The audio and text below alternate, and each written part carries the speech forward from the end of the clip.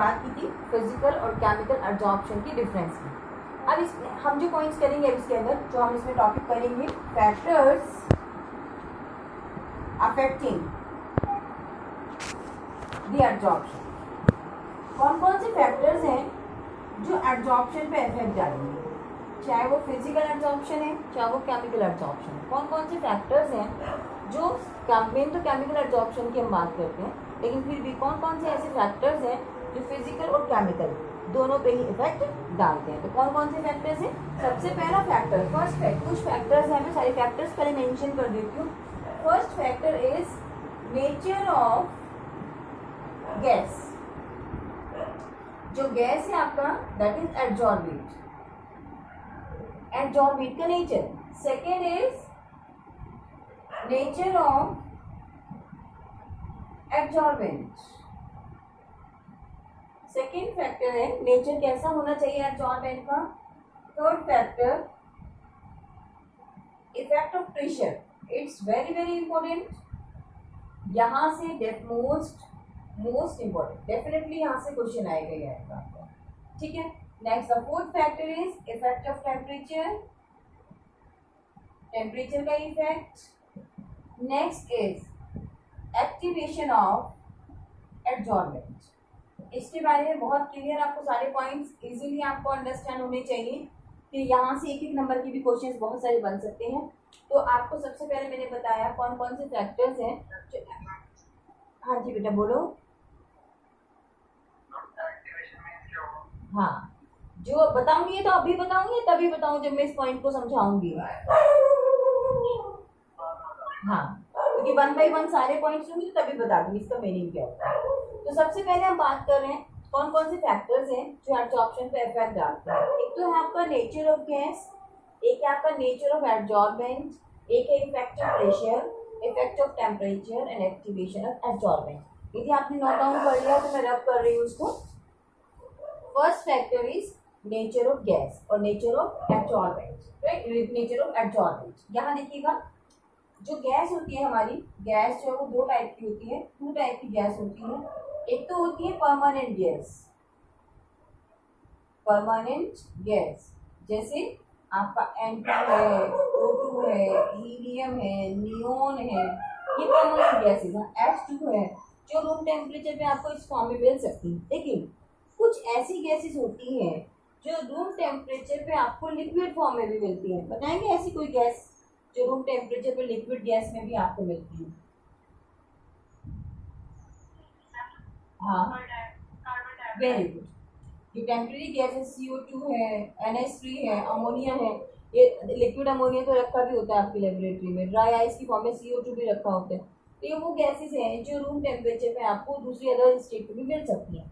लेकिन जो permanent gases होती हैं ये रूम टेम्परेचर पे आपको अदर स्टेट में नहीं मिल सकती। अंडर हाई प्रेशर तो हो सकती है वो लिक्विफाई, लेकिन रूम टेम्परेचर पे वो नहीं मिलेंगी आपको। लेकिन जो अमोनिया है लिक्विड अमोनिया की फॉर्म में होता है, सॉलिड CO2 की फॉर्म में होता है। तो अब ये बताइए आप मुझे इसमें से कौन सी गैस आसानी से एब्जॉर्ब हो जाएगी,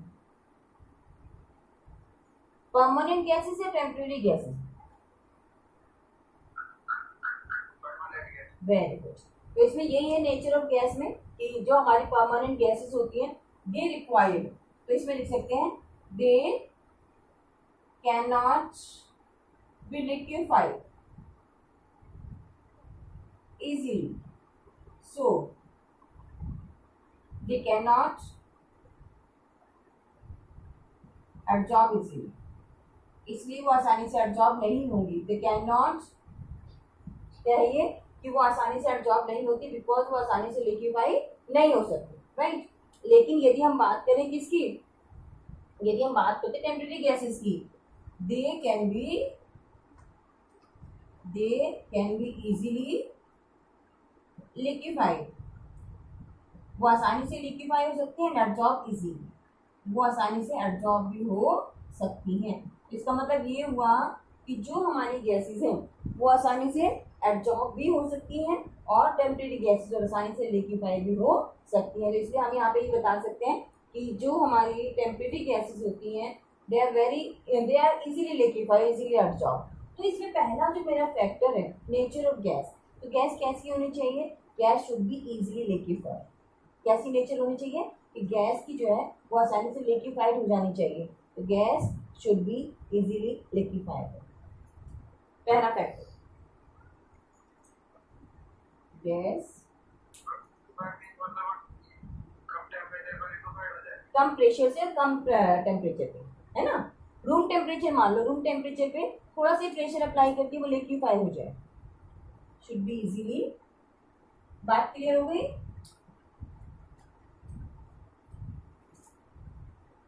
क्लियर हो गई that gases should be easily. Okay, ये था हमारा फर्स्ट फैक्टर, इसमें तो कोई कंफ्यूजन नहीं है किसी को। कर दू रवि से नोट डाउन कर लिया है तो? Second factor is nature of absorbent. Nature of absorbent, देखिए अब ये मेरे पास पीस ऑफ चारकोल है, it is piece of charcoal, piece of charcoal, ये चारकोल का पीस है, और ये मेरे पास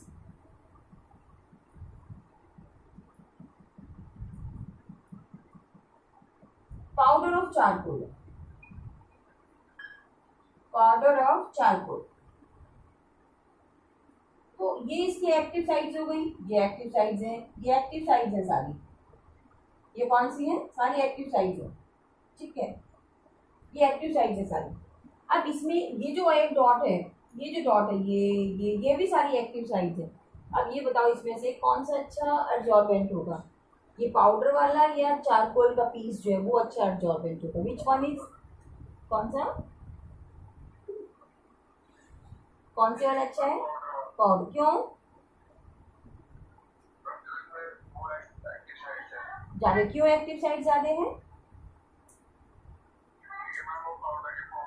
पाउडर की फॉर्म में होने से क्या हुआ? वेरी गुड, क्योंकि पाउडर फॉर्म में आने से एक्टिव साइड्स बढ़ गई। क्यों बढ़ गई active sides? Because surface area increases, right. तो ये कहता है कि नेचर ऑफ एब्जॉर्बेंट, एब्जॉर्बेंट कैसा होना चाहिए? It should have larger surface area. Absorbent का तो absorbent should have, absorbent should have larger surface area. जो एब्जॉर्बेंट है उसका सरफेस एरिया बड़ा होना चाहिए, so that it can absorb, so that it can absorb large amount of absorbent, जिससे ये ज्यादा अमाउंट को एब्जॉर्ब कर पाए। किसकी? एब्जॉर्बेंट। तो पाउडर ऑफ चारकोल में सरफेस एरिया ज्यादा होता है, पीस ऑफ चारकोल में सरफेस एरिया कम होता है। सरफेस एरिया कम होने से पीस ऑफ चारकोल में एक्टिव साइड्स कम होती हैं, एक्टिव साइड्स पाउडर फॉर्म में ज़्यादा होती हैं। इसलिए सारा कुछ मैं पहले बता चुकी हूँ, आपको लिखा चुकी हूँ। तो जो powder of charcoal has greater surface area, has more number of active sides, so it, जो आपका पाउडर है, it will be a good या it will be a better absorbent than piece of charcoal. Clear हो गई बात? लिखवाना तो नहीं है इसके बारे में?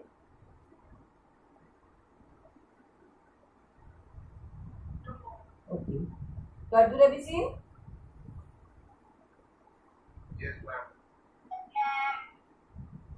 नेक्स्ट जो हमारा फैक्टर है, it is very very important. मैंने पहले भी बताया आपको जब मैं बता रही थी फैक्टर। अब मैं जो टॉपिक करा रही हूँ, नहीं समझ आए बार बार पूछ लेना। It is most most most important, right. मतलब मैं बार बार लिख रही हूँ तो इसका मतलब यहाँ से क्वेश्चन आना ही आना है आपका, राइट। तो ये है आपका effect of pressure, effect of pressure.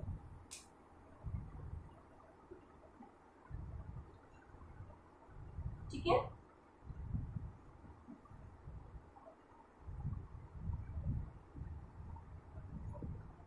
इसमें देखिए, जैसे मान लीजिए हम बात करते हैं कि जब हम गैस की बात कर रहे हैं कि गैस एक एब्जॉर्बेट है, when we increase the pressure at the constant temperature, pressure देखो ध्यान रखिएगा, जब भी आप प्रेशर इंक्रीज करोगे तो टेम्परेचर को आपको कांस्टेंट रखना है। ऐसा नहीं कि एक तरफ आप टेम्परेचर बढ़ाते जाओ एक तरफ प्रेशर बढ़ाते जाओ, नहीं, टेम्परेचर को कांस्टेंट रखते हुए आपको इफेक्ट ऑफ प्रेशर देखना है ना।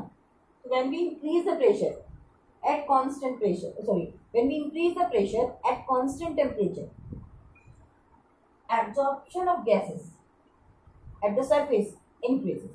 ये तो सिंपल सी बात है, गैसेस की हम बात कर रहे हैं, हम लिक्विड की बात नहीं कर रहे, हम दूसरी स्टेट की बात नहीं कर रहे, हम गैस की बात कर रहे हैं एब्जॉर्प्शन की। When we increase the pressure, जब हम प्रेशर को इंक्रीज करते हैं कांस्टेंट टेम्परेचर, टेम्परेचर को कांस्टेंट रखते हुए, तो एब्जॉर्प्शन जो है गैस का वो बढ़ जाता है। एक बात बताइए, क्या हम लगातार बढ़ाते जाएं प्रेशर बढ़ाते जाएं तो क्या एब्जॉर्प्शन लगातार बढ़ता जाएगा, कभी घटेगा नहीं, वो एब्जॉर्प्शन लगातार बढ़ता जाएगा। ये वो एक कंडीशन ऐसी भी आएगी जब एब्जॉर्प्शन जो है रुक जाएगा या कांस्टेंट हो जाएगा, ऐसी कोई कंडीशन आएगी क्या, बताएगा कोई आप में से?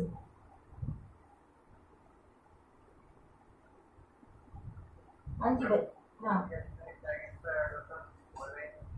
किसपे?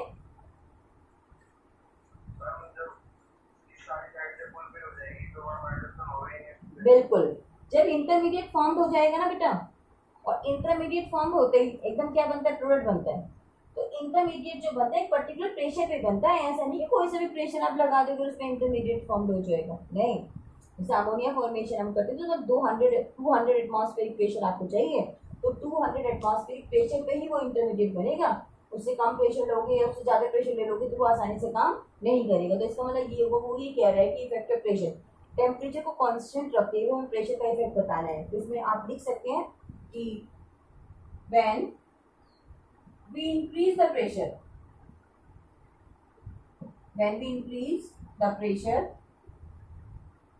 at constant temperature, when we increase the pressure at constant temperature,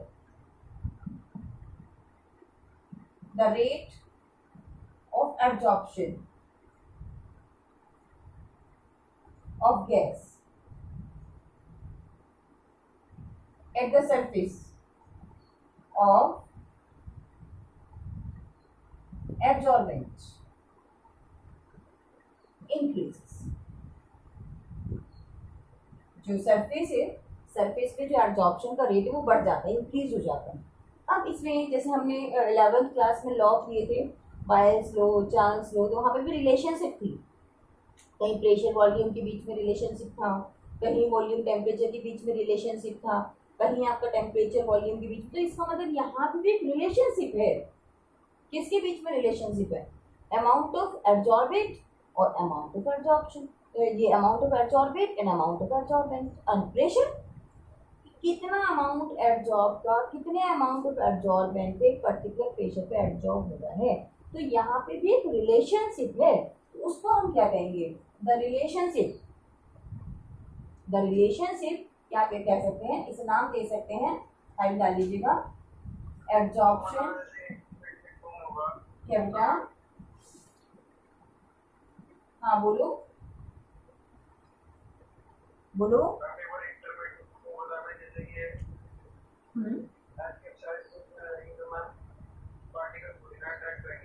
कौन से पार्टिकल बेटा? एब्जॉर्बेंट तो वही रहेगा, एब्जॉर्बेंट का तो केवल सरफेस यूज हो रहा है, वो भी इंटरमीडिएट बनाने के लिए। और जब वो इंटरमीडिएट बन जाएगा सरफेस पे से तो वो प्रोडक्ट में कन्वर्ट हो जाएगा, डीजॉर्प्शन विल टेक्स प्लेस। और जब डीजॉर्प्शन हो जाएगा तो कैटलिस्ट यानी कि एब्जॉर्बेंट एडजस्टेंट आपको वापस मिल जाएगा। कैटलिस्ट कंज्यूम कोई होता है केमिकल रिएक्शंस में, जो एब्जॉर्बेंट है वो तो एज इट इज आपको वापस मिल जाता है। अब यदि ऐसे हमारी बॉडी के अंदर एंजाइम है, हम खाना खाते हैं हर समय, ऐसे एंजाइम खत्म होने लगे, एंजाइम भी एक एब्जॉर्बेंट ही है, वो एंजाइम खत्म होने के, क्योंकि उनकी सरफेस पे जाके खाना बैठता है, जाके सबस्ट्रेट बैठता है जाके, तो यदि वो एंजाइम खत्म हो जाएंगे तो हमारी बॉडी में तो एक समय में एक ही काम करेगा, फिर दोबारा एंजाइम बनाना।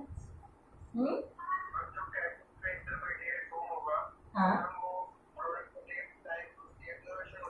जब तक प्रोडक्ट देखो, जब तक प्रोडक्ट डीजॉर्ब नहीं होगा, जब तक प्रोडक्ट स्टेट को उसको कैटलिस्ट की सरफेस को छोड़ के नहीं जाएगा तब तक सरफेस खाली नहीं होगी उसकी, तब तक आपकी रिएक्शंस मतलब कंप्लीट ही नहीं मानी जाएगी। और जैसे ही एब्जॉर्प्शन कंप्लीट होता है, जैसे ही इंटरमीडिएट फॉर्म होता है, आपको ध्यान होगा ग्राफ मैंने समझाया था पिछली चैप्टर में कि ग्राफ बनता है, ग्राफ में यहाँ पे इंटरमीडिएट बनता है, जैसे इंटरमीडिएट बनता है वैसे प्रोडक्ट बन जाता है। तो ये देखिए लगातार एब्जॉर्प्शन है, ये डिजॉर्प्शन, ये प्रोडक्ट का डिजॉर्प्शन है और ये रिएक्टेंट का एब्जॉर्प्शन। तो इसका मतलब ये हुआ कि जब तक इंटरमीडिएट फॉर्म होगा तब तक तो एब्जॉर्प्शन चलता रहेगा, और जहाँ पे इंटरमीडिएट आपका फॉर्म हो जाएगा जिस पॉइंट्स पे, जिस पे हिल आ जाएगी पूरी पहाड़ी आ गई जिस पॉइंट्स पे, तो उसी पे आपका इंटरमीडिएट फॉर्म हो जाता है। और जैसे इंटरमीडिएट फॉर्म हो जाता है डिजॉर्प्शन विल टेक्स प्लेस, इसका मतलब प्रोडक्ट वहां से निकल के जाएगा। तो सर प्लीज ऐसी चीज आपको मिल जाए। और बताइए, और कोई पॉइंट पूछना है? और कोई पॉइंट पूछना है? ठीक, हाँ जी बेटा, क्या दोबारा समझाओ इस चीज को? तो बताओ क्या पॉइंट समझाऊं, ये बताओ पहले आप मुझे, ये पूछो आप।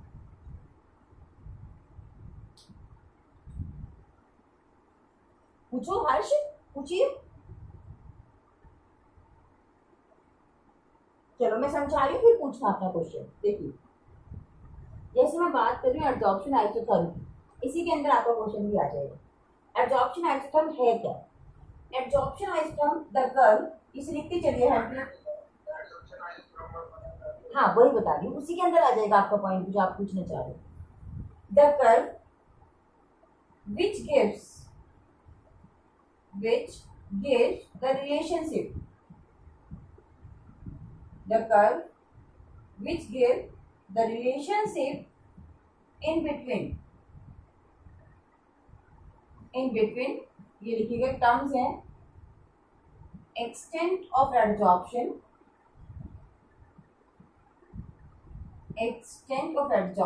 x by m and pressure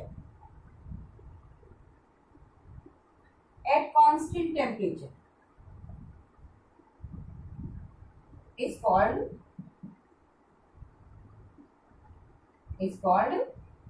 absorption isotherm, is called absorption isotherm।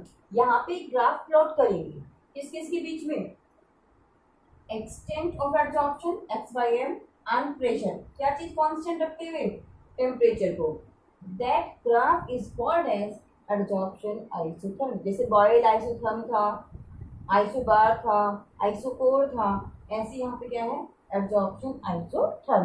Temperature को कांस्टेंट रखना है और प्रेशर को बढ़ाते जाना है। तो एक समय प्रेशर को लगातार बढ़ाते जाओगे तो एब्जॉर्प्शन बढ़ता जाएगा। एक कंडीशन ऐसी आएगी जब प्रेशर बढ़ाने से, प्रेशर लगातार बढ़ाते जा रहे हो, एक कंडीशन ऐसी आएगी जब इंटरमीडिएट फॉर्म हो जाएगा। इंटरमीडिएट फॉर्म हो गया और जैसे ही इंटरमीडिएट बनता है वैसे ही किसकी फॉर्मेशन हो जाती है, प्रोडक्ट की लगा प्रेशर आप लगातार बढ़ाते जा रहे हो टेम्परेचर को कांस्टेंट रखते हुए। तो जब इंटरमीडिएट फॉर्म होगा तो उसके बाद लगातार प्रेशर बढ़ाने पे एब्जॉर्प्शन नहीं होगा, फिर डीजॉर्प्शन होगा। इसका मतलब पहले प्रेशर बढ़ा रहे हो लगातार एब्जॉर्प्शन इंक्रीज हो रहा है, एक समय आया जब एब्जॉर्प्शन कांस्टेंट हो गया, फिर उसके बाद लगातार प्रेशर बढ़ाने पे desorption will takes place but not absorption. लिखिए